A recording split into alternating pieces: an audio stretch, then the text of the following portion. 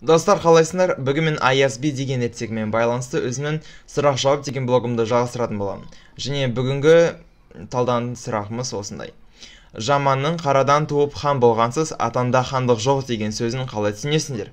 То есть спрашивается, как вы понимаете предложение, которое Жаман сказал хану, что он стал ханом, не имея предков ханов? Скажу на заметку, имя этого хана Мадан. Жауабымызды видеоның астына көре аласыз, және жауабымыз осындай болады. Мадан хан Жаманнан оны сынауды және оның неше атасынан бері хан екенін табуды сұраған. Жаман Мадан ханға бірінші рет келгенде хан оны аспазға жібереді ғой. Және Жаман Мадан ханның қонағы болғанда Маданның ішетін асына қараған. Маданның аузына хандардың ішер асы жал мен жая түспей, нан мен көже түседі екен.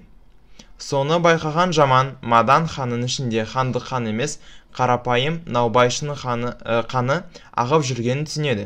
Соны аңғарған Жаман Мадан ханға барлық нәрсені айтады. Демек Жаман Мадан ханға оның хандардың ұрпағы емес, қарапайым наубайшының ұрпағы екенін айтқан. Енді барын аударайын. То есть после того, как Мадан попросил Жамана его испытать, Жаман начал говорить, что он замечал об этом хане.